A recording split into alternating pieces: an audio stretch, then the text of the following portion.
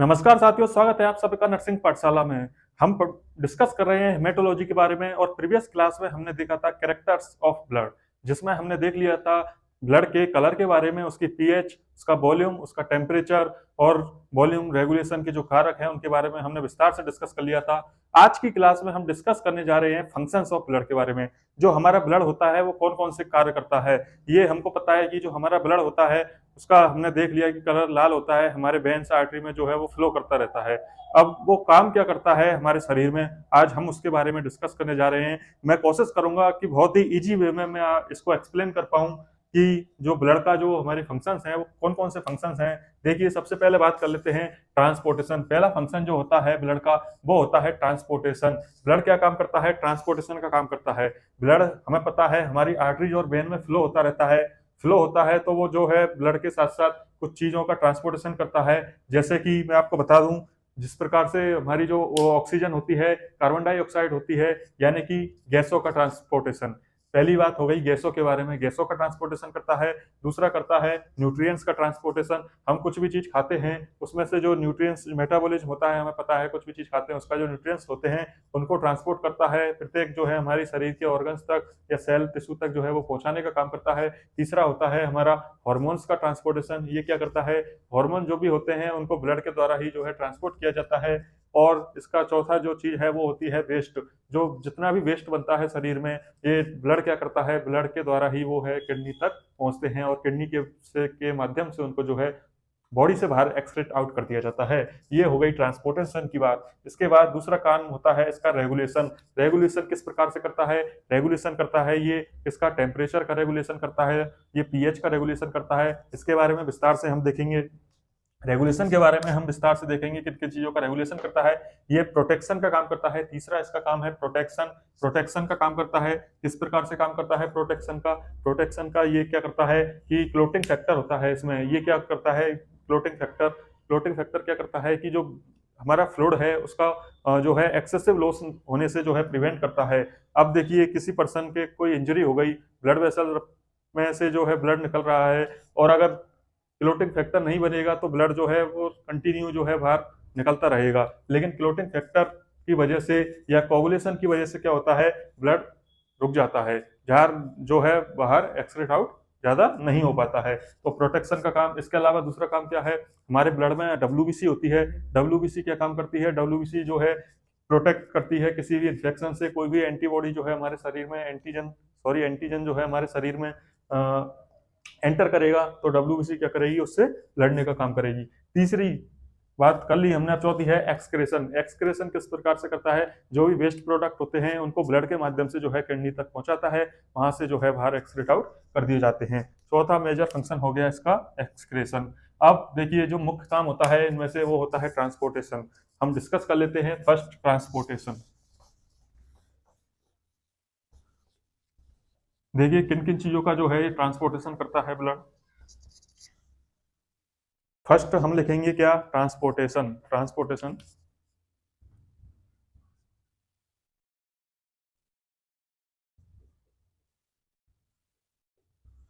Transportation. अब transportation किन किन चीजों का करेगा? देखिए, फर्स्ट होती है क्या? गैसेज। फर्स्ट होती है गैसेज। गैसेज का जो है ट्रांसपोर्टेशन करता है। गैस में भी कौन सी? गैस में देखें तो हम ऑक्सीजन, कार्बन डाइऑक्साइड में मुख्य रूप से दो होती हैं, इसके साथ ही नाइट्रोजन, इसका भी जो है ट्रांसपोर्टेशन करता है। ऑक्सीजन O2, ऑक्सीजन जो गैस होती है उसको लिखते हैं O2, कार्बन डाइऑक्साइड होती है उसको लिखते हैं CO2, और नाइट्रोजन, इनका क्या करता है? ये ट्रांसपोर्टेशन करता है। दूसरा अगर हम देखें तो ये क्या करता है? न्यूट्रिएंट्स का ट्रांसपोर्टेशन करता है। न्यूट्रिएंट्स का ट्रांसपोर्टेशन करता है। डिस्कस करेंगे किस प्रकार से करता है, डिस्कस करेंगे इसके बारे में आगे, किस प्रकार से जो है ये ट्रांसपोर्टेशन करता है।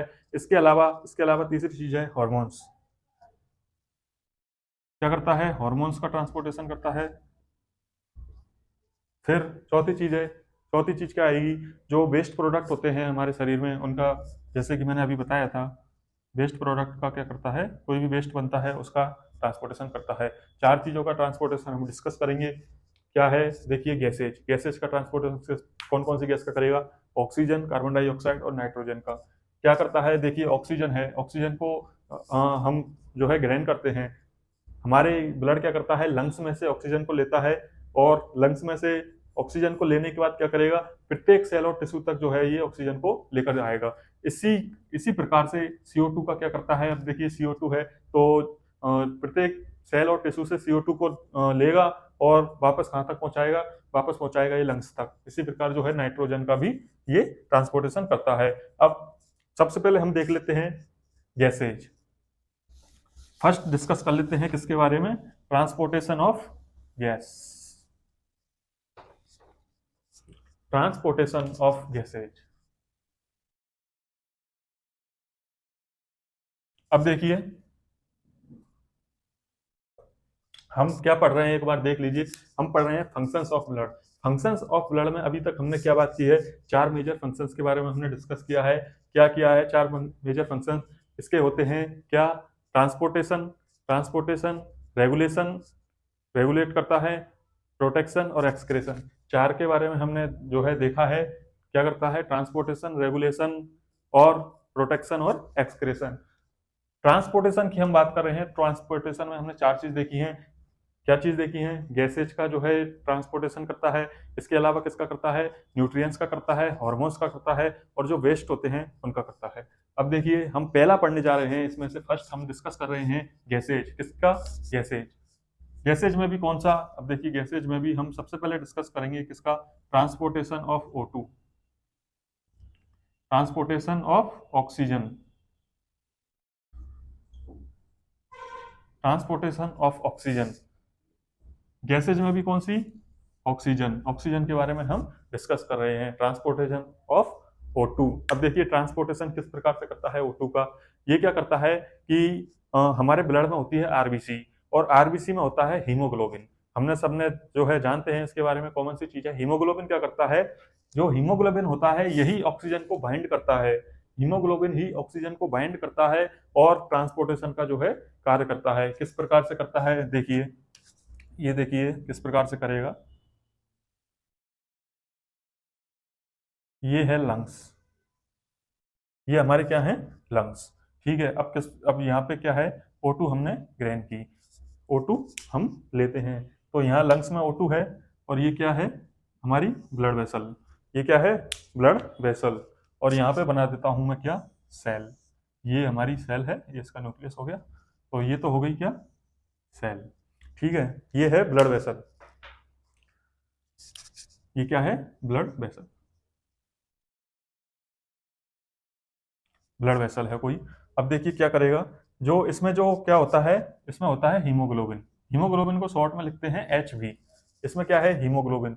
ये क्या करता है, ये क्या करता है, यहाँ से O2 लेता है, O2 को बाइंड करता है, कहाँ से, हमारे लंग्स से। लंग्स से O2 को बाइंड करेगा, बाइंड करने के बाद क्या करता है, ये प्रत्येक सेल और टिश्यू तक हमारी बॉडी में पहुंचाता है। अब किस प्रकार से पहुंचेंगे, देखिए सिंपल सी बात है, हमारे लंग्स जो हैं, यहाँ से O2 लिया किसने, ब्लड वेसल्स में RBC है, पहली बात ब्लड है, ब्लड में RBC है, और RBC में भी क्या है, हीमोग्लोबिन। हीमोग्लोबिन क्या करता है, बाइंड करता है ऑक्सीजन को, बाइंड करने के बाद ब्लड वेसल्स में ट्रांसपोर्टेशन करता है पूरे शरीर में, और प्रत्येक सेल और टिश्यू तक जो है ऑक्सीजन को कैरी करता है। ये तो हो गई किसकी बात, ऑक्सीजन की। अब देखिए किस प्रकार से लिखेंगे इसको, देखिए इसको लिखते हैं, लिखिए इसमें O2 bind with, O2 bind with haemoglobin. Oxygen bind होती है किसके साथ, हीमोग्लोबिन के साथ, and reach, O2 bind with haemoglobin and reach to cell, and reach to cell in the form of, यहां पर समझने वाली बात है, मैं बताऊंगा अभी, in the form of oxy haemoglobin.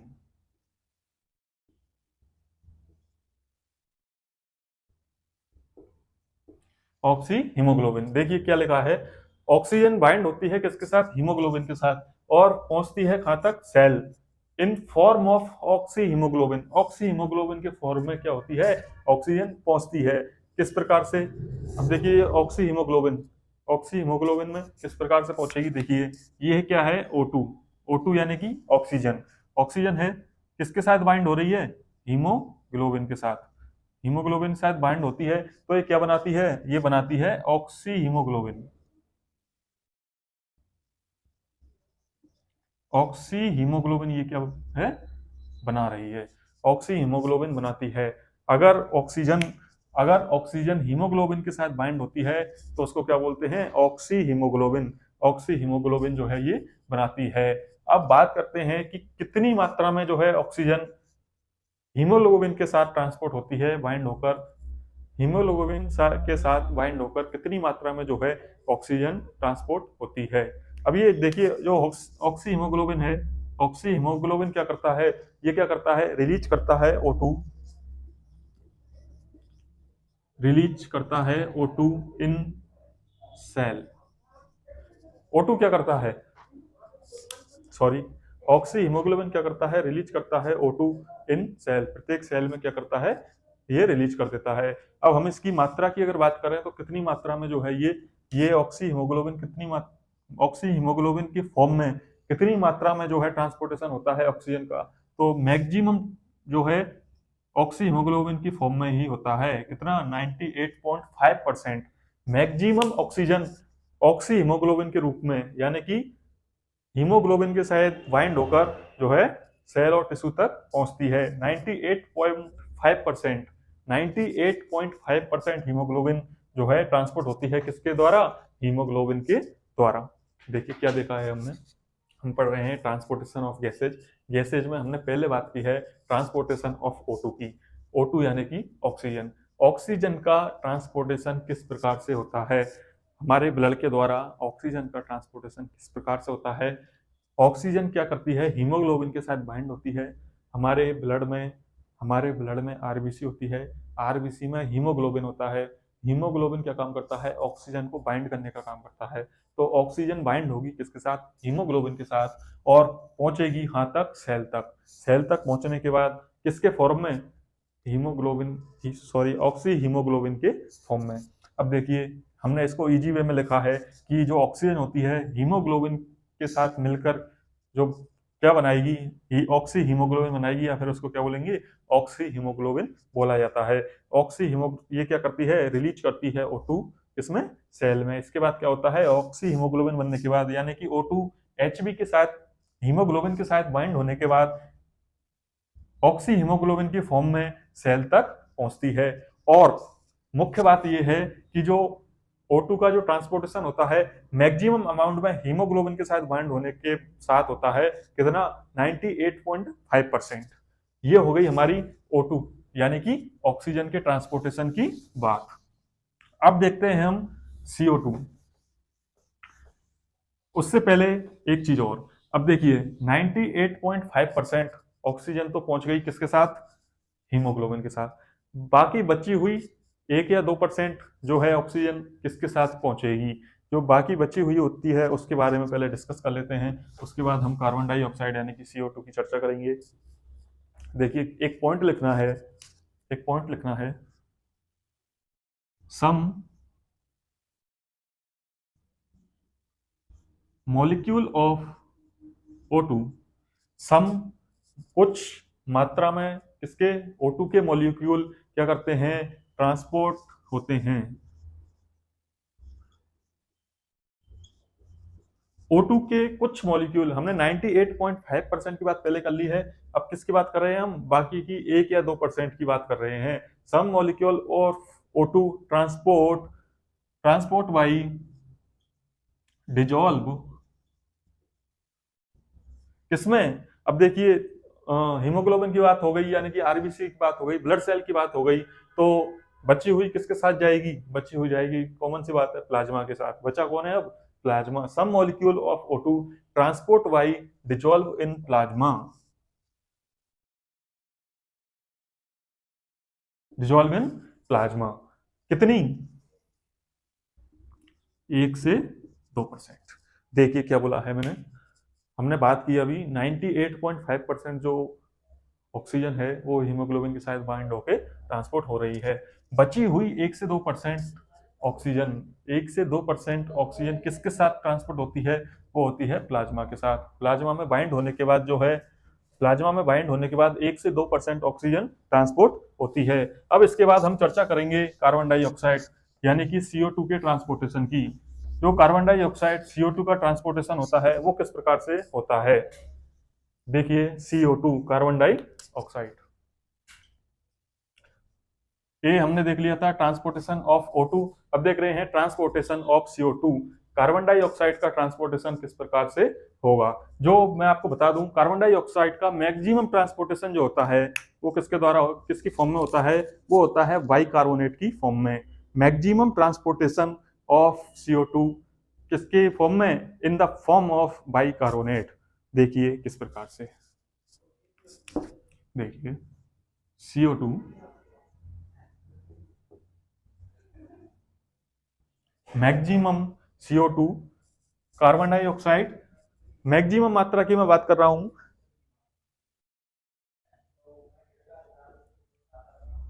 Maximum transport in the form of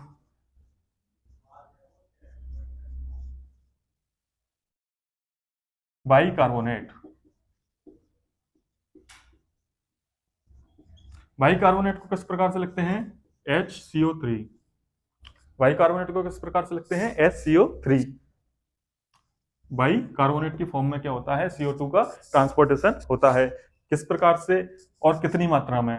तो मात्रा की मैं बात करूं तो 70% कार्बन डाइऑक्साइड का ट्रांसपोर्टेशन बाइकार्बोनेट की फॉर्म में। अब देखिए जो कार्बन डाइऑक्साइड है वो किसके साथ बाइंड हो रही है?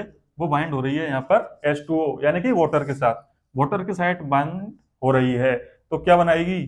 तो वो बनाएगी HCO3 बाइकार्बोनेट प्लस एक क्या निकलता है? H प्लस आयन, एक H प्लस आयन निकलता है। कार्बन डाइऑक्साइड यहाँ पर किसके साथ बाइंड हो रही है? वाटर के साथ। CO2 जो कार्बन डाइऑक्साइड है वो 3 प्रकार से ट्रांसपोर्ट होती है।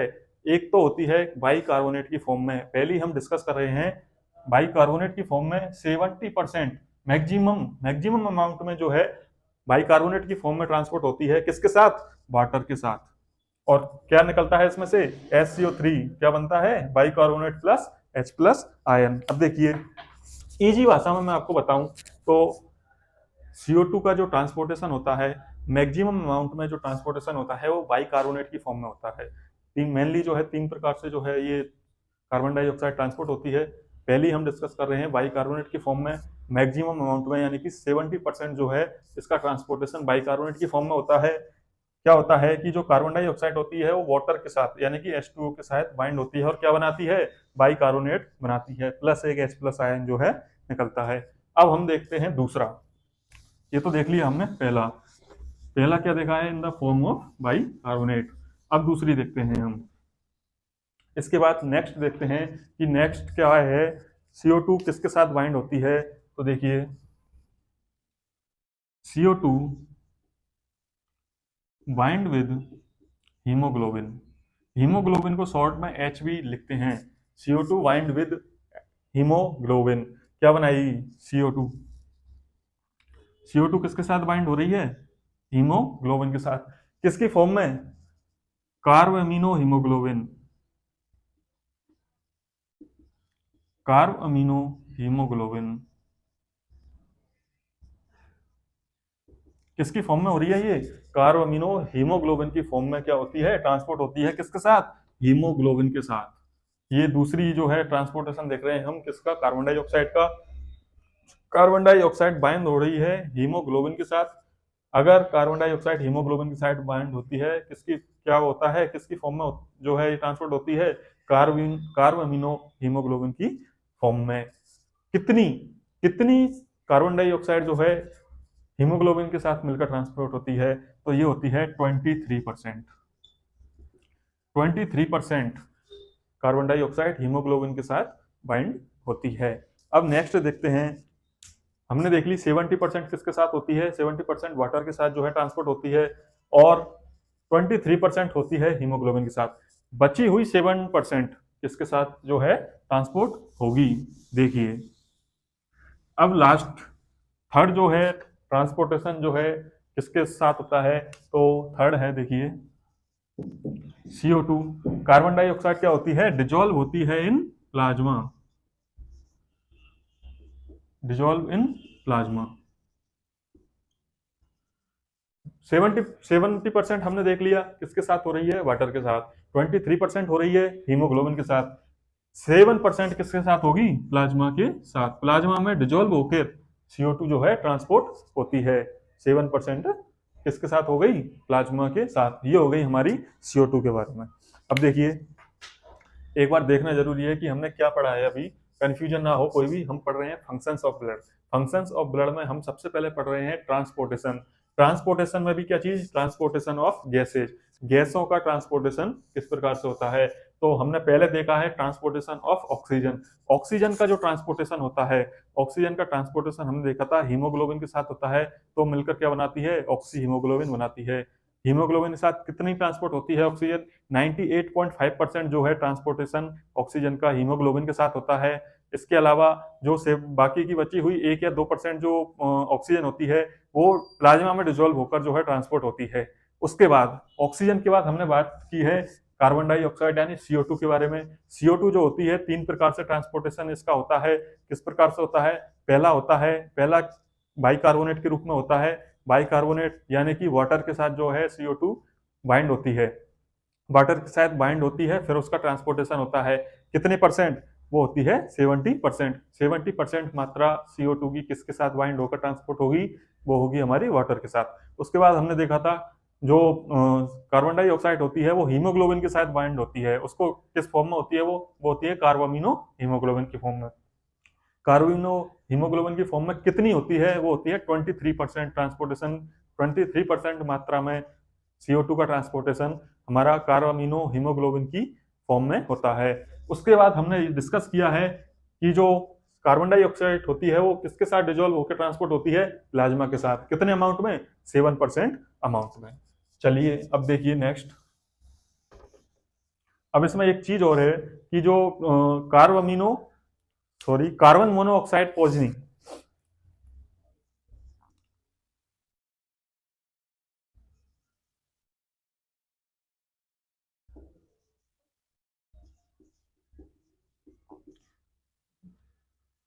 कार्बन मोनोऑक्साइड पॉइजनिंग ये क्या होती है, कार्बन मोनोऑक्साइड पॉइजनिंग क्या होती है, कार्बन मोनोऑक्साइड पॉइजनिंग ये क्या होती है। इसमें क्या होता है कि जो कार्बन मोनोऑक्साइड जो गैस होती है उसको लिखते हैं CO। ये अगर हीमोग्लोबिन के साथ बाइंड हो जाए, कार्बन मोनोऑक्साइड हीमोग्लोबिन के साथ बाइंड हो जाए तो क्या बनाती है, कार्बोक्सी हीमोग्लोबिन। कार्बोक्सी हीमोग्लोबिन ये है। अब आप ये बताइए, ये नॉर्मल है या एबनॉर्मल है। कार्बन मोनोऑक्साइड पॉइजनिंग हम पढ़ रहे हैं, ये क्या है, कार्बन मोनोऑक्साइड जो है गैस है, अगर हीमोग्लोबिन के साथ बाइंड हो जाए तो कार्बोक्सी हीमोग्लोबिन बनाती है। यह एबनॉर्मल कंडीशन है, एक पॉइजनिंग है, डेंजरस चीज है, क्योंकि कार्बन मोनोऑक्साइड अगर हीमोग्लोबिन के साथ बाइंड हो जाए कार्बोक्सी हीमोग्लोबिन बनाती है, ये डेंजरस है। इसका सिंपल सा उदाहरण है, बहुत इजी सा, कि अगर रात को कोई सिगड़ी जलाकर अगर सो जाए रूम में, रूम चारों तरफ से बंद है, बाहर जो है उसकी धुआं निकलने के लिए जो है जगह नहीं है, कोई अगर सिगड़ी जलाकर रात को सो गया और सुबह देखते हैं कि उसकी मृत्यु हो गई, क्यों, क्योंकि क्या बन गई, उसके हीमोग्लोबिन के साथ कार्बन मोनोऑक्साइड जो है आग में से जो है निकलती है, वो उसके हीमोग्लोबिन के साथ बाइंड हो गई और कार्बोक्सी हीमोग्लोबिन बन गई, जो कि एक डेंजरस होती है किसके लिए, बॉडी के लिए। ये हो गई कार्बोक्सी हीमोग्लोबिन की बात। अब हमने ट्रांसपोर्टेशन में देख लिया है गैसेज का ट्रांसपोर्टेशन। किसका, गैसेज का ट्रांसपोर्टेशन, ऑक्सीजन और कार्बन डाइऑक्साइड दोनों हमने देख लिए हैं। अब किसका ट्रांसपोर्टेशन हम देखेंगे, अब हम ट्रांसपोर्टेशन देखेंगे किसका, न्यूट्रिएंट्स का। न्यूट्रिएंट्स का जो ट्रांसपोर्टेशन है वो किस प्रकार से होता है, transportation of nutrients.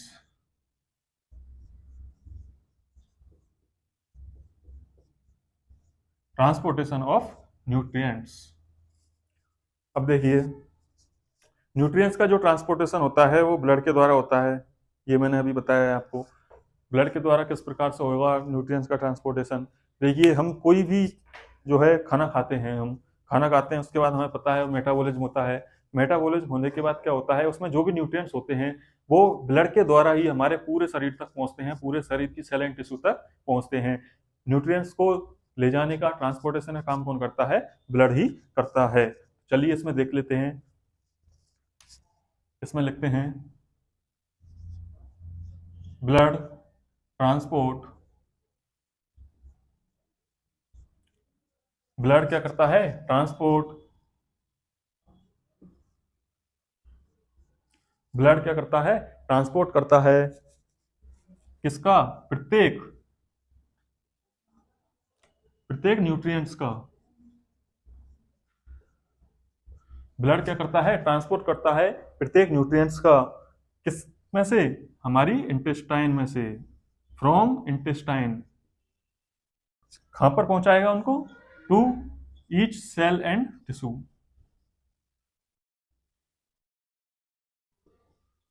Each cell and tissue.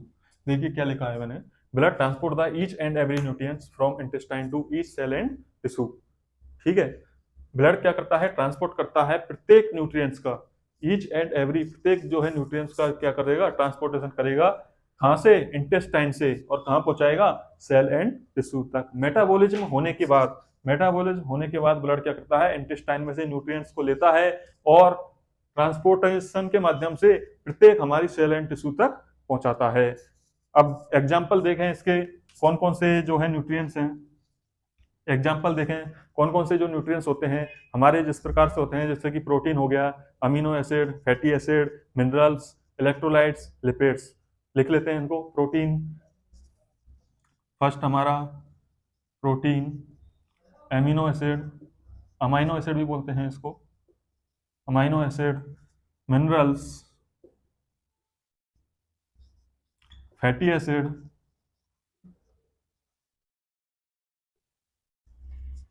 Protein, amino acid, minerals, fatty acid, हमारे इलेक्ट्रोलाइट हो गए, electrolytes, etc etcetera. Protein, amino acid, minerals, fatty acid, electrolytes, lipids, lipids भी है। इनका क्या करता है? ये ट्रांसपोर्टेशन करता है। अब देखिए किस प्रकार से, उम्मीद करता हूं यहां तक समझ में आया होगा सबको। देखिए एक बार और देख लेते हैं। ट्रांसपोर्टेशन ऑफ न्यूट्रिएंट्स पढ़ रहे हैं हम।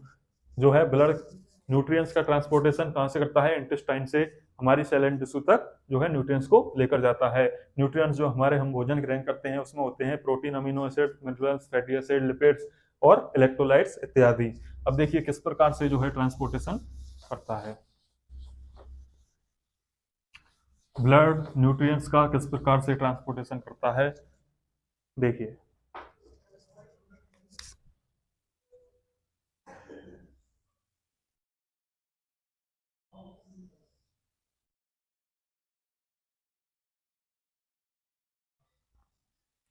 देखिए यहां से जो ये है, भोजन करते हैं हम सबको पता है, भोजन किया, ये क्या है? स्टोमक। स्टोमक में आया, स्टोमक के बाद इंटेस्टाइन में। ठीक है, ये हमारा भोजन। अब इंटेस्टाइन से क्या करेगी? ये जो हमारी है ब्लड वेसल, ये क्या है? Blood vessel. और यहां पर मैं बना देता हूं क्या? हमारी सेल। ये है सेल। देखिए इंटेस्टाइन से ब्लड में क्या आएगा? न्यूट्रिएंट्स। न्यूट्रिएंट्स को कैरी करेगा ब्लड, कहां से? हमारी इंटेस्टाइन से। इंटेस्टाइन से कैरी करने के बाद क्या करेगा? ये ट्रांसपोर्ट करेगा कहां तक? प्रत्येक हमारी बॉडी की प्रत्येक सेल तक। प्रत्येक सेल तक क्या करता है? न्यूट्रिएंट्स का ट्रांसपोर्टेशन करता है।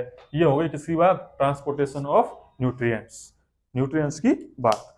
अब देखते हैं इसके बाद ट्रांसपोर्टेशन ऑफ हार्मोन्स। दो के बारे में हमने डिस्कस कर लिया है ट्रांसपोर्टेशन में, एक तो ट्रांसपोर्टेशन ऑफ गैसेज और ट्रांसपोर्टेशन ऑफ न्यूट्रिएंट्स। अब देखते हैं तीसरा, ट्रांसपोर्टेशन ऑफ हार्मोन्स। इसका ट्रांसपोर्टेशन ऑफ हार्मोन्स। हार्मोन्स का ट्रांसपोर्टेशन किस प्रकार से करता है? अब देखिए, एग्जाम्पल के तौर पे कोई हार्मोन है, जैसे कि एडीएच हो गया, anti diuretic hormone. Anti diuretic hormone है, वो सीक्रेट होगा हमारा पिट्यूटरी ग्लैंड से। ग्लैंड से सीक्रेट होने वाले किसी भी हार्मोन का, सारे हार्मोन ग्लैंड से सीक्रेट होते हैं। ब्लड क्या करता है, उनको ट्रांसपोर्टेशन करता है। एक एग्जाम्पल के तौर पर मैं बता रहा हूँ, ADH hormone, anti diuretic hormone हमारे जो है पिट्यूटरी से सीक्रेट हुआ। अब उसको पहुंचना है कहां पर? किडनी तक। तो किडनी तक पहुंचने के लिए ट्रांसपोर्टेशन का काम कौन करेगा? वो करता है हमारा ब्लड। तो हमारे हार्मोन्स को जो है ट्रांसपोर्ट करता है। ये हो गई हमारे हार्मोन्स की बात। ठीक है, इसके बाद अब हम नेक्स्ट डिस्कस करेंगे वेस्ट प्रोडक्ट के बारे में। इसमें कोई लिखने की आवश्यकता नहीं है, क्योंकि हार्मोन्स का ट्रांसपोर्टेशन जो है, ये याद रखने की बात है कि बस हार्मोन्स का जो है ट्रांसपोर्टेशन करता है। वो किस प्रकार से करेगा? इसमें ये है कि कोई भी हार्मोन है जहां से सीक्रेट हो रहा है, जिस भी ग्लैंड से सीक्रेट हो रहा है, वहां से उसको जो है बाइंड करेगा, वहां से उसको उठाएगा और कहाँ पहुंचा देगा? जहां तक उसका टारगेट टारगेट ऑर्गन है वहां तक पहुंचा देगा। जैसे कि एडीएच है, तो एडीएच हार्मोन को किडनी तक जाना है तो ब्लड के थ्रू वो चला जाएगा। इसके बाद हम बात कर लेते हैं किसकी? Waste, transportation of waste.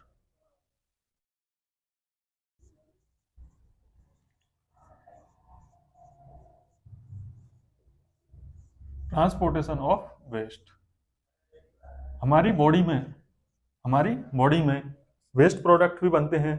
Waste product बनते हैं। अब उनको बॉडी से बाहर निकालने के लिए, बॉडी से वेस्ट प्रोडक्ट को बाहर निकालने के लिए किडनी तक पहुंचने की जरूरत होती है। किडनी में पहुंचने के बाद फिर वो जो है हमारे यूरिन के थ्रू जो है एक्सक्रीट आउट हो जाते हैं बॉडी से। लेकिन किडनी तक पहुंचने के लिए जो ट्रांसपोर्टेशन का काम करता है, वो कौन करता है? ब्लड करता है। ब्लड क्या करता है? ट्रांसपोर्टेशन करता है वेस्ट प्रोडक्ट का। कहां तक पहुंचाएगा? ये पहुंचाएगा किडनी तक। अब देखिए, जैसे कि एग्जांपल के तौर में बता दूं कि हमारे मसल्स है, बाइसेप मसल है। अब यहाँ से जो है वेस्ट प्रोडक्ट बना, कोई वेस्ट प्रोडक्ट बना, यहाँ पर बनने के बाद जो ब्लड वेसल्स है, वहां से क्या होगा? वो उसको कैरी करेगी। ब्लड हमारा कैरी करेगा इसको, वेस्ट प्रोडक्ट को, और वो पहुंचा देगा कहाँ तक? किडनी तक। अब किडनी क्या करेगी? किडनी उसको यूरिन के थ्रू एक्सक्रीट आउट कर देगी। तो हम वेस्ट प्रोडक्ट में देखते हैं एग्जाम्पल किसके? वेस्ट प्रोडक्ट के। जैसे कि हमारा urea, uric acid, creatinine, ketone bodies, ammonia, ये क्या है? वेस्ट प्रोडक्ट के एग्जाम्पल हैं। ये वेस्ट प्रोडक्ट होते हैं। देखिए, urea, uric acid, uric acid, creatinine,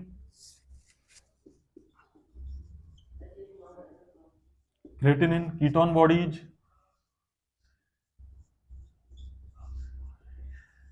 bodies, ammonia, ये सब क्या है? वेस्ट प्रोडक्ट के उदाहरण हैं। इसके बाद नेक्स्ट हम डिस्कस करेंगे किसके बारे में? रेगुलेशन के बारे में। ये ऑल ओवर जो किसके बारे में हो गया? ट्रांसपोर्टेशन के बारे में। अब देखिए, एक मैं ओवरव्यू के तौर पर आपको बता देता हूं कि हमने क्या चीज पढ़ी है। अभी अभी हमने पढ़ा है क्या? फर्स्ट थिंग, पहली चीज पढ़ी है और ट्रांसपोर्टेशन। क्या पढ़ा है हमने अभी तक? ट्रांसपोर्टेशन पढ़ा है। ट्रांसपोर्टेशन में किस किस चीज का ट्रांसपोर्टेशन हमने पढ़ लिया? हमने पढ़ लिया गैसेज का। गैसेज में भी कौन सी? O2, CO2, ऑक्सीजन और कार्बन डाइऑक्साइड। ये हमने पढ़ लिया गैसेज के बारे में। दूसरा हमने किसके बारे में पढ़ा है? हमने पढ़ा है न्यूट्रिएंट्स के बारे में। न्यूट्रिएंट्स के ट्रांसपोर्टेशन के बारे में हमने डिस्कस किया है। इसके बाद किया है हमने हार्मोन्स के ट्रांसपोर्टेशन के बारे में। हार्मोन्स का जो ट्रांसपोर्टेशन है इस प्रकार से होता है, इसके बारे में हमने डिस्कस कर लिया। और लास्ट हमने किया है किसके बारे में? वेस्ट प्रोडक्ट्स के बारे में। वेस्ट प्रोडक्ट्स का ट्रांसपोर्टेशन किस प्रकार से होता है। हमने चार जो है इसके मेन फंक्शंस की बात की थी: ट्रांसपोर्टेशन, रेगुलेशन, प्रोटेक्शन और एक्सक्रेशन। जिसमें से पहला अभी हमने डिस्कस किया है ट्रांसपोर्टेशन, जिसमें पहले में भी ट्रांसपोर्टेशन भी किस किस चीज का? गैसेज का, न्यूट्रिएंट्स का, हार्मोन्स का और वेस्ट प्रोडक्ट का, ये हमने डिस्कस कर लिया। अब देखिए, गैसेज में एक ओवरव्यू मैं आपको बता दूं किसका? ऑक्सीजन का। ऑक्सीजन अगर बाइंड हो रही है किसके साथ? O2 के साथ, तो क्या बनाएगी? Oxy haemoglobin.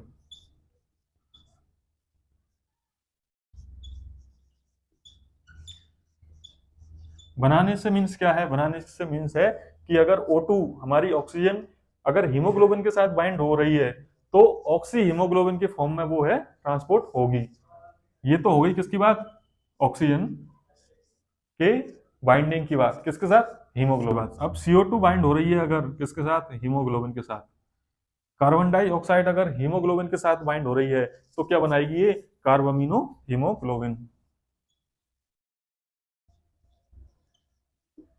Carb amino haemoglobin. Oxygen अगर हीमोग्लोबिन के साथ बाइंड हो रही है तो ऑक्सी हीमोग्लोबिन। कार्बन डाइऑक्साइड अगर हीमोग्लोबिन के साथ बाइंड हो रही है तो कार्बामिनो हीमोग्लोबिन। और एक और हमने बात की थी किसके बारे में? एक हमने डिस्कस किया था जो पॉइजनिंग थी, किसके बारे में? Carbon monoxide. कार्बन मोनोऑक्साइड के बारे में हमने डिस्कस किया था। कार्बन मोनोऑक्साइड अगर हीमोग्लोबिन के साथ बाइंड हो जाए तो क्या बनाती है ये? Carboxy haemoglobin.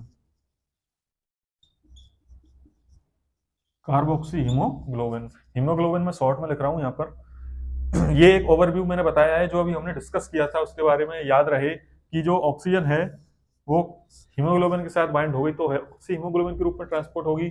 CO2 अगर बाइंड हो गई हीमोग्लोबिन के साथ तो कार्बामिनो हीमोग्लोबिन की जो है फॉर्म में जो है ट्रांसपोर्ट होती है। और कार्बन मोनोऑक्साइड अगर हीमोग्लोबिन के साथ बाइंड हो रही है तो कार्बोक्सी हीमोग्लोबिन ये क्या है? बनाती है, या फिर कार्बोक्सी हीमोग्लोबिन की फॉर्म में जो है ट्रांसपोर्ट होती है। इसके बाद हम नेक्स्ट डिस्कस करते हैं ट्रांसपोर्टेशन के बाद नेक्स्ट डिस्कस करते हैं किसके बारे में? रेगुलेशन के बारे में। ट्रांसपोर्टेशन के बाद किसके बारे में हम चर्चा करेंगे? हम चर्चा करेंगे रेगुलेशन के बारे में। Subscribe Nursing Pathshala channel and press bell icon. हम बात कर रहे हैं रेगुलेशन की। रेगुलेशन देखिए ब्लड किस किस चीज का करता है? पहला तो है होम्योस्टेसिस। होम्योस्टेसिस क्या होता है? बैलेंस होता है किसका? Internal fluid of body. हमारे जो है बॉडी के जो इंटरनल फ्लूइड है उनको बैलेंस करके रखता है, उसको बोला जाता है होम्योस्टेसिस। दूसरा क्या रेगुलेट करता है? यह करता है पीएच का रेगुलेशन।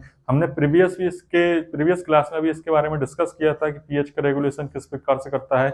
हमने देखा था कि बफर सॉल्यूशन होता है, ये एक जो है अपना पीएच खुद रेगुलेट करता है। अब आज हम देखेंगे किस प्रकार से करता है। इसके अलावा जो तीसरा जो इसका काम है वो है टेम्परेचर। टेम्परेचर रेगुलेशन, टेम्परेचर का भी ये रेगुलेट करता है। ये भी हमने प्रीवियस क्लास में जो है इसका ओवरव्यू देखा था। तो देखिए सबसे पहले देखते हैं होम्योस्टेसिस। रेगुलेशन हम पढ़ रहे हैं। रेगुलेशन में जो है हम तीन चीजों के बारे में डिस्कस करेंगे। पहला तो क्या है? होम्योस्टेसिस। होम्योस्टेसिस क्या होता है? होम्योस्टेसिस होता है हमारी बॉडी के अंदर जो फ्लूइड होते हैं, तीन प्रकार के फ्लूइड होते हैं, उनको बैलेंस करके रखता है, उसको कहा जाता है होम्योस्टेसिस। दूसरा क्या है? दूसरा क्या करता है? बैलेंस किसका रेगुलेशन करता है? ये पीएच रेगुलेशन। ये हम प्रीवियस जो है ओवरव्यू इसका देख चुके हैं, पीएच रेगुलेशन। और तीसरा क्या करता है? टेम्परेचर रेगुलेशन का ये काम करता है, टेम्परेचर रेगुलेशन। टेम्परेचर रेगुलेशन का भी ये काम करता है। तो तीन प्रकार के रेगुलेशन करता है जिसमें से हम फर्स्ट डिस्कस कर रहे हैं कौन सा? होम्योस्टेसिस। फर्स्ट डिस्कस कर रहे हैं हम होम्योस्टेसिस। होम्योस्टेसिस क्या होता है?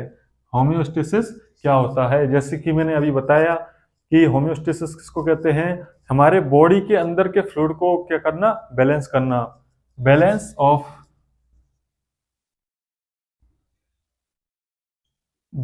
Of internal fluid of body.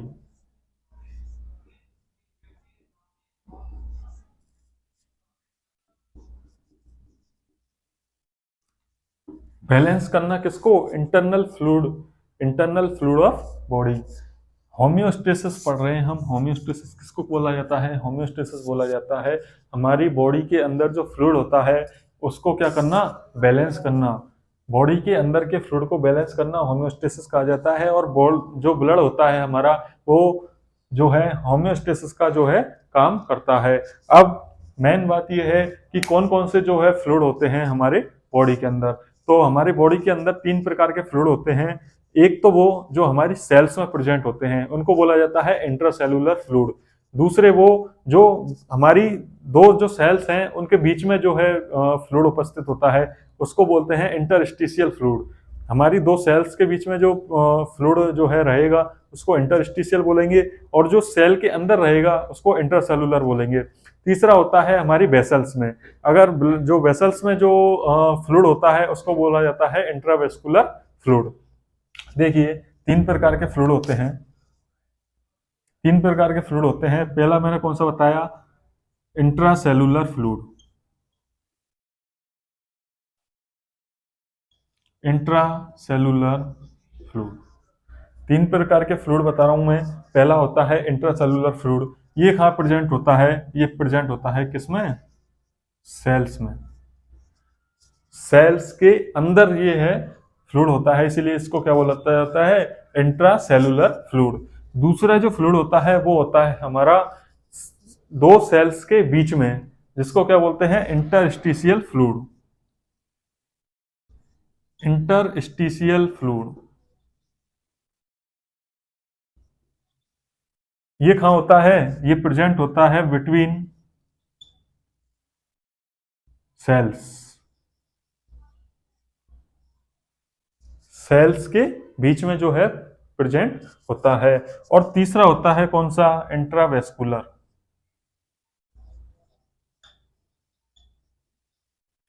Intravascular fluid ये कहां प्रेजेंट होता है, ये होता है हमारी वेसल्स में। देखिए तीन तरह के फ्लूइड के बारे में हम डिस्कस कर रहे हैं। पहला है इंट्रासेलुलर फ्लूइड, दूसरा है इंटरस्टिशियल फ्लूइड, तीसरा है इंट्रावेस्कुलर फ्लूइड। जो इंट्रासेलुलर फ्लूइड होता है ये हमारी सेल्स के अंदर प्रेजेंट होता है। इंटरस्टिशियल फ्लूइड दो सेल्स के बीच में प्रेजेंट होता है। और इंट्रावेस्कुलर फ्लूइड क्या होता है, वेसल्स के अंदर जो है ये फ्लूइड उपस्थित होता है। अब ये होम्योस्टेसिस किस प्रकार से होता है, किस प्रकार से बैलेंस करता है ब्लड हमारा जो है बॉडी में फ्लूइड को। देखिए उससे पहले मैं आपको ये बता दूं, इनको समझते हैं। तीन प्रकार के जो फ्लूइड होते हैं किस प्रकार से होते हैं और कहां। देखिए सबसे पहले ये कोई सेल है, एक सेल और ये दूसरी सेल, ये क्या है, हमारी कोई सेल है। और एक है हमारी ब्लड वेसल, ये है ब्लड वेसल। अब देखिए सेल्स के अंदर कोई फ्लूइड प्रेजेंट है, ये सेल है इसके अंदर फ्लूइड प्रेजेंट है, ये दोनों सेल है इनके अंदर फ्लूइड प्रेजेंट है। अब इन दोनों सेल्स के बाहर जो स्पेस है इसमें फ्लूइड प्रेजेंट है, ठीक है। और एक फ्लूइड कहाँ है, हमारी ब्लड वेसल्स में अंदर प्रेजेंट है। तो किस प्रकार से देखेंगे इसको, देखिए जो सेल्स के अंदर जो फ्लूइड प्रेजेंट है उसको तो हम बोलेंगे कौन सा, इंट्रासेलुलर फ्लूइड। इंट्रासेलुलर फ्लूइड किसको बोलेंगे, जो हमारी सेल्स के अंदर प्रेजेंट है। अब जो सेल्स हैं दोनों, इनके बीच में स्पेस है, इसको बोला जाता है इंटरस्टिशियल स्पेस। और अगर सेल्स के बीच में जो स्पेस है इसमें फ्लूइड है तो इसको कौन सा बोलते हैं, इंटरस्टिशियल फ्लूइड। इंटरस्टिशियल फ्लूइड इसको बोला जाता है। और ये जो फ्लूइड है ये हमारी वेसल्स में है, ये हमारी वेसल्स में है तो इसको कौन सा बोलेंगे, इंट्रावेस्कुलर फ्लूइड।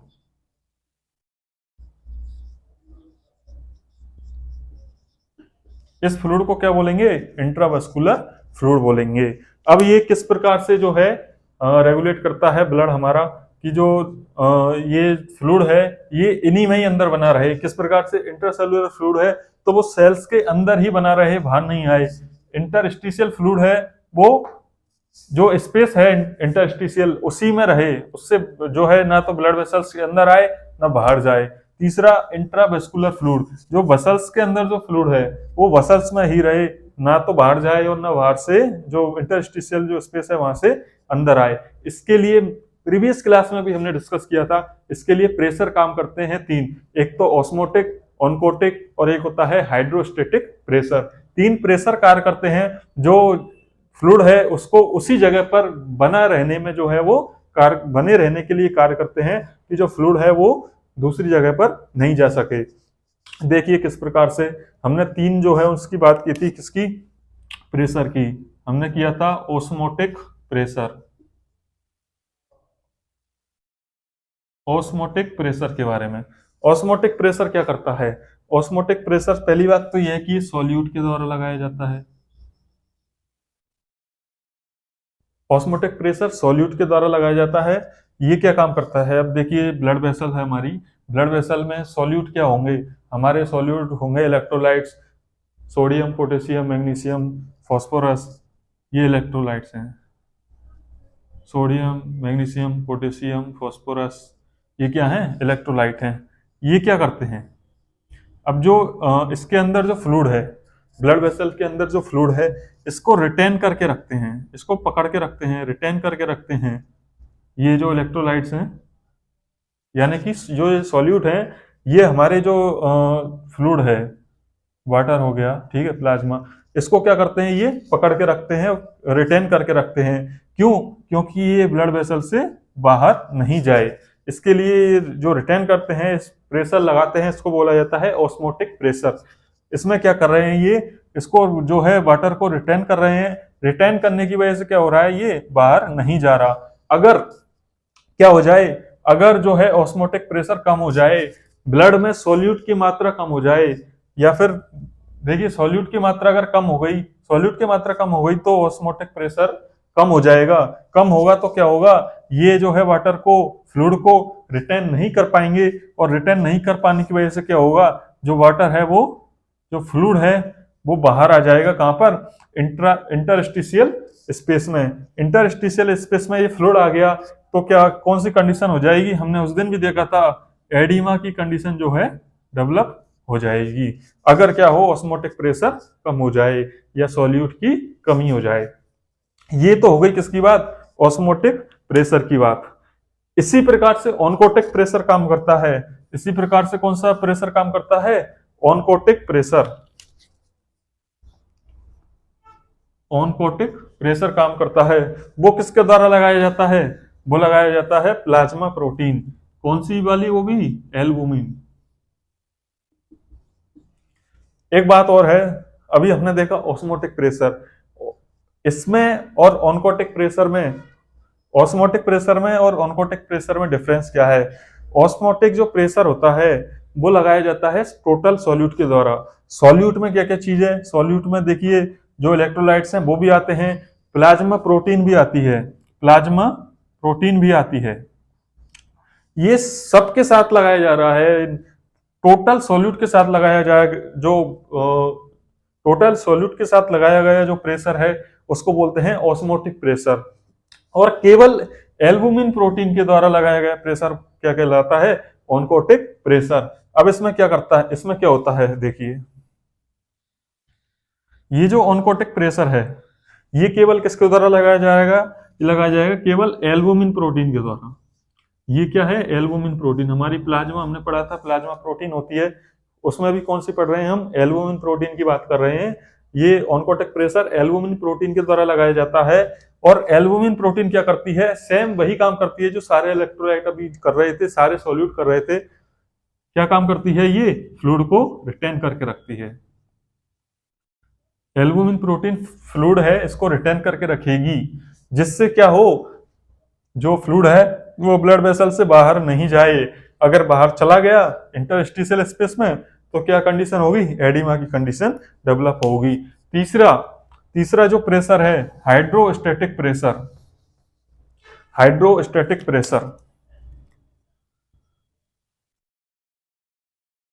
हाइड्रोस्टैटिक प्रेशर ये किसके द्वारा लगाया जाता है? ये लगाया जाता है टोटल सॉल्वेंट के द्वारा। टोटल सॉल्वेंट के द्वारा। अब देखिए ये ऑस्मोटिक और ऑनकोटिक दोनों प्रेशर के विपरीत काम करता है। ये जो हाइड्रोस्टैटिक प्रेशर है जो सॉल्वेंट के द्वारा लगाया जा रहा है टोटल, ये किसके विपरीत काम करता है? ऑनकोटिक और ऑस्मोटिक प्रेशर के। किस कंडीशन में? हाई ये किस कंडीशन में काम करेगा हाइड्रोस्टैटिक प्रेशर? हाइपरवोलेमिया की कंडीशन में। हाइपरवोलेमिया क्या होता है? हमारी ब्लड वेसल है, इसमें फ्लूइड जो है, फ्लूइड की मात्रा क्या है? ज्यादा हो गई, वोलेमिया, हाइपरवोलेमिया। दो चीज हमने डिस्कस की थी, हाइपरवोलेमिया और हाइपोवोलेमिया। हाइपोवोलेमिया का मतलब होता है फ्लूइड की कमी हो जाए हमारी ब्लड में या फिर बॉडी में, तो वो हो गया हाइपोवोलेमिया। अगर एक्सेसिव फ्लूइड हो जाए तो उसको बोलते हैं हाइपरवोलेमिया। हाइपरवोलेमिया की हम बात कर रहे हैं, यहाँ पर लिख लेते हैं किस कंडीशन में काम करता है ये, हाइपरवोलेमिया। हाइपरवोलेमिया की कंडीशन में काम करता है हाइड्रोस्टैटिक प्रेशर। हाइपरवोलेमिया की कंडीशन हो गई है ब्लड वेसल में जो है फ्लूइड की मात्रा ज्यादा है। फ्लूइड की मात्रा ज्यादा है तो टोटल सॉल्वेंट क्या करेंगे, टोटल सॉल्वेंट जो है, पहले कहां लग रहा था प्रेशर, अंदर की तरफ, जो सॉल्यूशन जो सॉरी हमारे जो एल्बुमिन प्रोटीन है और क्या है, टोटल ये सॉल्वेंट के द्वारा लग रहा है एल्बुमिन प्रोटीन, हमने देखा था कौन सा, ऑन्कोटिक प्रेशर, और ऑस्मोटिक प्रेशर किसके द्वारा लगाया था, सॉल्यूट के द्वारा। जो हमारे सॉल्यूट हैं, सॉल्यूट और एल्बुमिन प्रोटीन वो क्या कर रहे थे, वो तो रिटेन कर रहे थे, अंदर की तरफ प्रेशर जो है वो लगा रहे थे जिससे फ्लूइड बाहर नहीं जाए। इसमें क्या होगा, इसमें ये होगा कि ये बाहर की तरफ प्रेशर लगेगा, क्योंकि अंदर क्या है फ्लूइड ज्यादा है, तो बाहर की की तरफ प्रेशर लगाएगा कौन, टोटल सॉल्वेंट। सॉल्वेंट क्या है, ये जो फ्लूइड है हमारा ब्लड वेसल्स में जो फ्लूइड है ये बाहर की तरफ प्रेशर लगाएगा। बाहर की तरफ अगर प्रेशर लगाएगा तो क्या होगा जो फ्लूइड है वो बाहर की तरफ चला जाएगा, जिससे क्या होगा, हाइपरवोलेमिया की जो कंडीशन हो रखी है वो नॉर्मल हो जाएगी, क्योंकि अंदर ब्लड ज्यादा है तो ये बाहर चला जाएगा। ये हो गई किसकी बात, प्रेशर की बात। एक बार मैं आपको किसके बारे में बता देता हूं, सॉल्वेंट, सॉल्यूट और सॉल्यूशन, इनके बारे में बता देता हूं। ये होम्योस्टेसिस की जो है पूरी कंप्लीट बात हो गई। किसका बैलेंस करता है, ये इंटरनल फ्लूइड के, हमारे बॉडी के इंटरनल फ्लूइड का जो है बैलेंस करता है, उसको बोलते हैं होम्योस्टेसिस। और हमारे फ्लूइड कौन कौन से हैं, सेल के अंदर है वो इंट्रासेलुलर, सेल के बीच में है वो इंट्रास्टिशियल, और ब्लड वेसल्स के अंदर है वो इंट्रावेस्कुलर फ्लूइड। ये हो गई फ्लूइड की बात। तीनों जो है ये प्रेशर लगाते हैं, इनकी हमने प्रीवियस क्लास में भी डिस्कस किया था प्रेशर के बारे में। अब हम देखते हैं सॉल्यूट, बार बार जो नाम आ रहे हैं, सॉल्यूट, सॉल्वेंट और सॉल्यूशन, ये क्या होते हैं, सॉल्वेंट, सॉल्यूट, सॉल्यूशन, ये जो प्रेशर लगा रहे थे ये क्या होते हैं। देखिए ये कोई पात्र लिया है हमने, ये एक पात्र है, इसमें क्या भरा हुआ है, यहाँ पर पानी भरा हुआ है, ठीक है, ये पानी भरा हुआ है, और ये है सोडियम। सोडियम हम क्या कर रहे हैं, इसमें पात्र में अंदर डाल रहे हैं। तो देखिए ये जो हम चीज इसमें डाल रहे हैं सोडियम है, तो इसको तो क्या बोला जाता है, इसको बोला जाता है सॉल्यूट। और अंदर जो पात्र में जो चीज है इसको हम बोलेंगे क्या, सॉल्वेंट। ठीक है, अभी हमने दो चीज देखी हैं, क्या, कोई पात्र है, पात्र में क्या है, पानी भरा हुआ है, पानी भरा हुआ है। अब क्या चीज है ये, इसको क्या बोलते हैं, सॉल्वेंट बोलते हैं। अगर हम इस सॉल्वेंट में कोई चीज डाल रहे हैं तो उसको क्या बोलेंगे, उसको बोलेंगे सोडियम। जैसे सॉल्यूट, जैसे हम सोडियम डाल रहे हैं तो इसको सोडियम को क्या बोलेंगे, सॉल्यूट बोलेंगे। अब सोडियम डालने के बाद, ये सोडियम हमने इसमें डाल दिया तो इसमें सोडियम जो है अंदर चला गया, ठीक है, सोडियम अंदर चला गया, तो अब इसको क्या बोलेंगे, अब इसको बोला जाएगा क्या, सॉल्यूशन। यानी कि सॉल्यूट और सॉल्वेंट मिक्स हो जाएं तो फिर क्या बोलते हैं, उसको सॉल्यूशन बोलते हैं। मैंने एग्जांपल के तौर पर बताया है, सोडियम, किसी भी चीज में जो है सॉल्यूट, सॉल्वेंट, और इसको सॉल्यूशन बोला जाता है। सॉल्यूट और सॉल्वेंट मिल जाए तो सॉल्यूशन इसको बोलेंगे। ये हमारा ऑल ओवर हो गया किसके बारे में, रेगुलेशन के बारे में।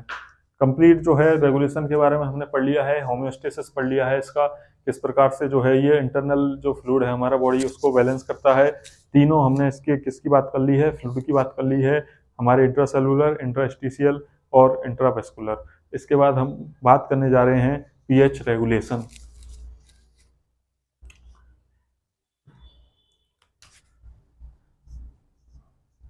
पीएच रेगुलेशन,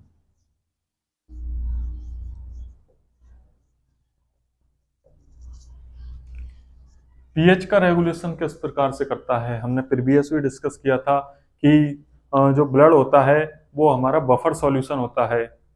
प्रीवियस जो फर्स्ट क्लास हमने ली थी उसमें डिस्कस किया था ब्लड के बारे में, एक बफर सॉल्यूशन होता है, यानी कि जो अपना पीएच रेगुलेशन है ये खुद मेंटेन कर सकता है, इसीलिए इसको क्या बोलते हैं, बफर सॉल्यूशन बोलते हैं।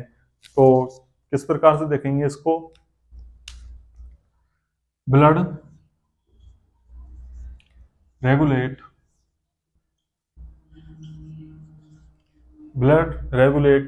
ब्लड क्या करता है, रेगुलेट करता है pH level, blood regulate pH level by buffer system.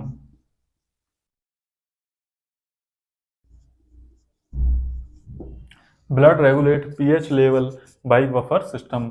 जो ब्लड होता है अपना पीएच बफर सिस्टम के द्वारा क्या करता है, रेगुलेट करता है।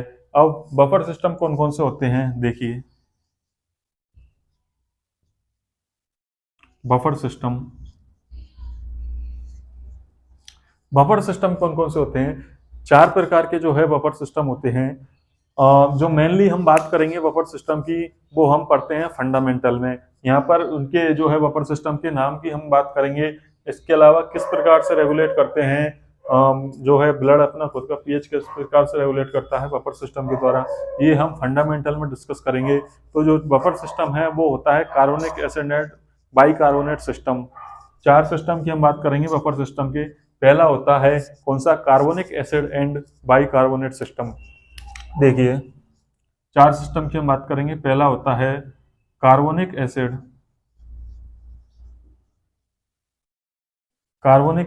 एंड बाइकार्बोनेट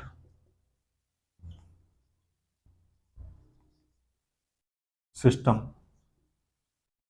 हम नाम लिख रहे हैं किसके, बफर सिस्टम के। कौन कौन से बफर सिस्टम होते हैं, तो ये 4 होते हैं, मात्रा में 4 होते हैं।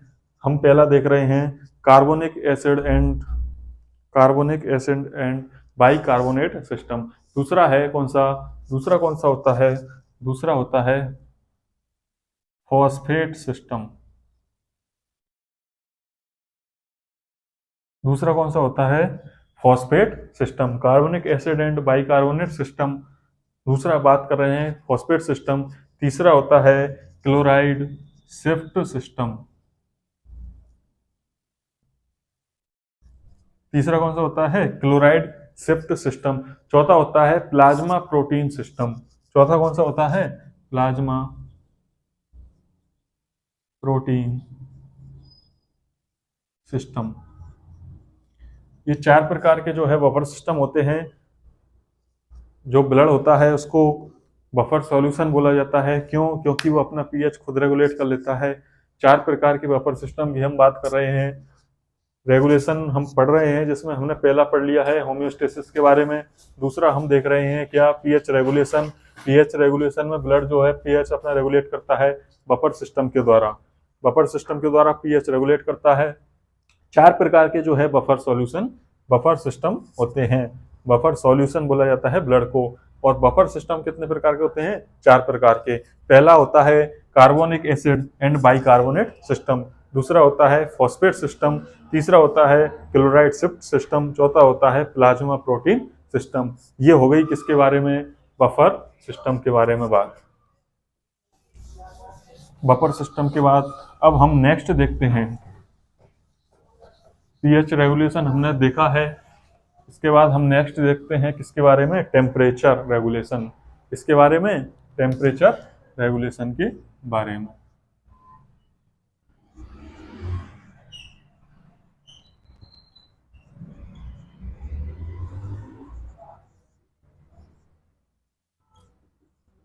टेम्परेचर रेगुलेशन, जो ब्लड होता है वो टेम्परेचर का रेगुलेशन किस प्रकार से करता है।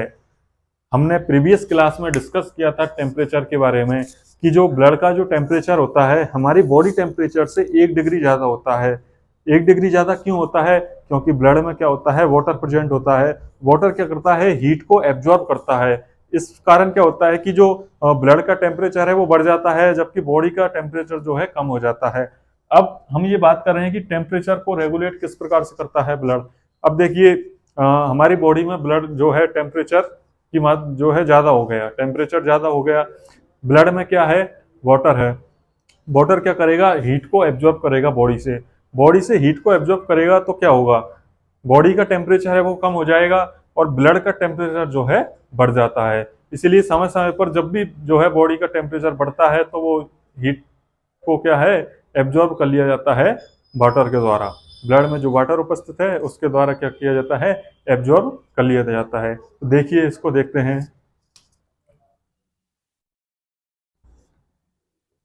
ड्यू टू प्रेजेंस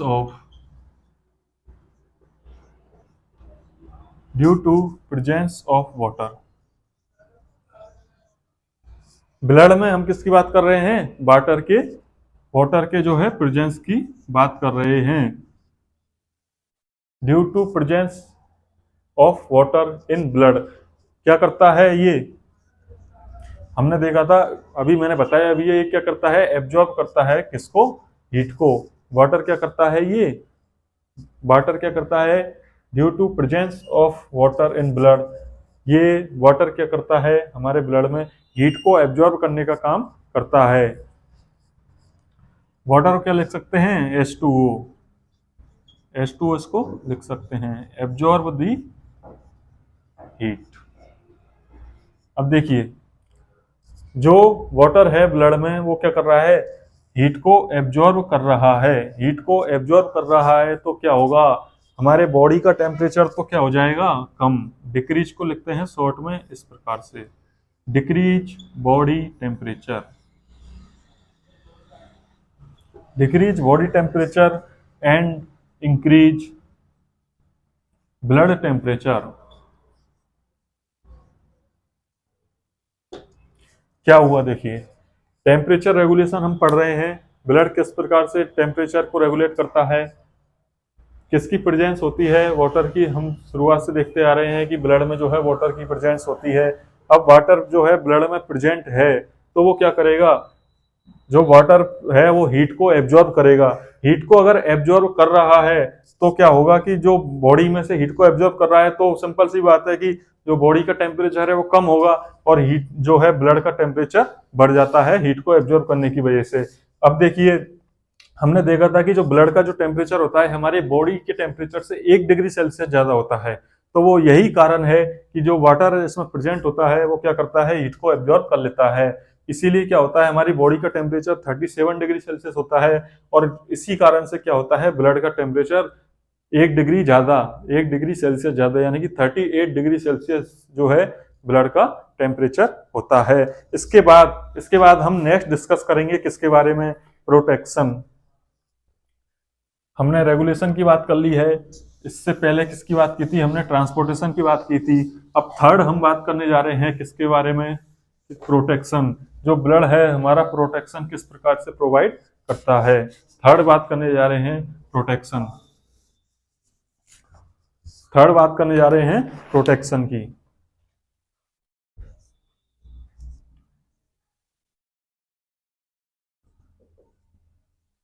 प्रोटेक्शन, हमारा जो ब्लड होता है प्रोटेक्शन किस प्रकार से प्रोवाइड करता है। तो देखिए ब्लड में क्या होता है, ब्लड में होते हैं क्लोटिंग फैक्टर। क्लोटिंग फैक्टर क्या होता है कि कहीं भी इंजरी हो गई किसी भी व्यक्ति के तो उसके क्या होगा, जो है ब्लड निकलेगा, ब्लड निकलेगा। ब्लड निकलता है तो क्या होता है, कुछ समय बाद हम देखते हैं कि ब्लड जो है निकलना बंद हो जाता है। क्यों, क्योंकि उस पर क्या बन गया, क्लोट बन गया जहां पर इंजरी हुई है। क्लोट बनने के कारण क्या हुआ, ब्लड जो है थोड़ी कुछ समय बाद निकलना बंद हो जाता है। क्या हो, अगर क्लोटिंग फैक्टर नहीं हो, क्लोट नहीं बने, तो एक्सेसिव ब्लड लॉस और एक्सेसिव फ्लूइड लॉस होगा हमारी बॉडी से, क्योंकि जो कंटिन्यू जो है ब्लड निकलता रहेगा। इस कारण क्या करता है, प्रोटेक्शन का काम करता है ब्लड, फ्लूइड लॉस होने से बचाता है। अगर प्रोटेक्शन नहीं करे, ये क्लोटिंग फैक्टर नहीं हो, तो एक्सेसिव फ्लूइड लॉस हमारी जो है बॉडी से होगा अगर किसी भी इंजरी या ट्रॉमा की कंडीशन में। तो क्या करता है, देखिए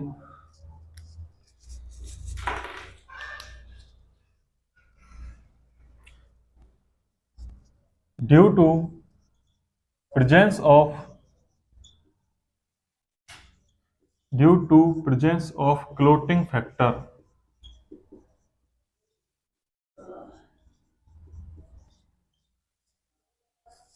क्लोटिंग फैक्टर की उपस्थिति होने के कारण, क्लोटिंग फैक्टर की उपस्थिति होने के कारण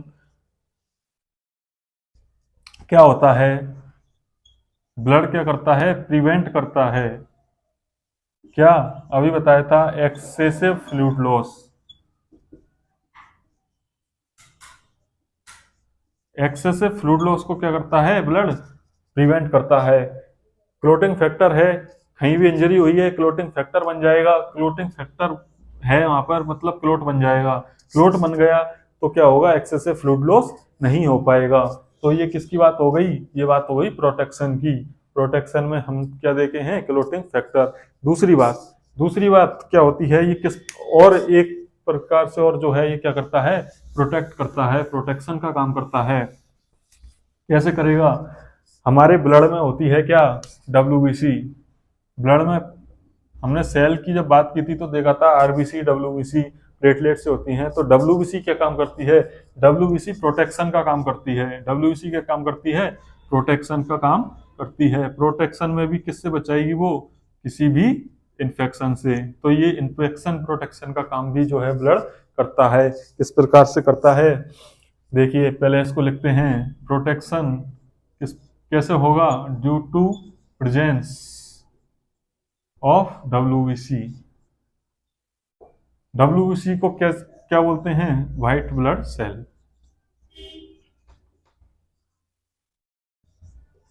देखिए इन्फेक्शन से किस प्रकार बचाती है डब्ल्यूबीसी, अगर हमारे शरीर में कोई एंटीजन जो है एंट्री कर जाए, किसी भी एंटीजन की एंट्री हो जाए, तो डब्ल्यूबीसी क्या काम करती है, हमेशा प्रोटेक्शन का काम करती है। ये डब्ल्यूबीसी क्या है, एंटीबॉडी होती है। डब्ल्यूबीसी जो है उस एंटीजन को मारकर जो है प्रोटेक्शन प्रोवाइड करती है। इसीलिए ब्लड क्या करता है, प्रोटेक्शन का काम करता है। हमारे ब्लड में हमने दो चीज डिस्कस की थी, प्लाज्मा और ब्लड सेल। ब्लड सेल में आरबीसी, डब्ल्यूबीसी और प्लेटलेट्स हमने डिस्कस किया था, तो हम डब्ल्यूबीसी की बात कर रहे हैं। इसके बाद नेक्स्ट हम चर्चा कर रहे हैं किसके बारे में, नेक्स्ट चर्चा करेंगे, अब हम प्रोटेक्शन हो गया, प्रोटेक्शन के बाद चर्चा करेंगे किसके बारे में, excretion.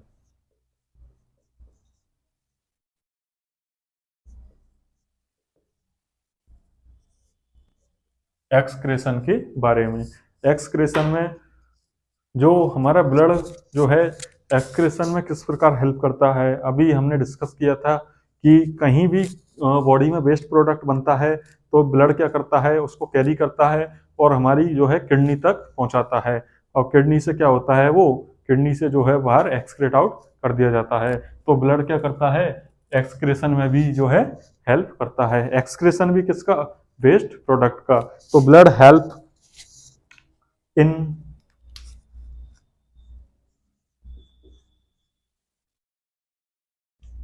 Blood help in excretion. Blood क्या करता है, हेल्प करता है किसमें, एक्सक्रेशन में, किसके, वेस्ट प्रोडक्ट के। कोई भी वेस्ट प्रोडक्ट जो है हमारे शरीर में बन रहा है तो उसका एक्सक्रेशन कौन करवाएगा, ब्लड करवाएगा।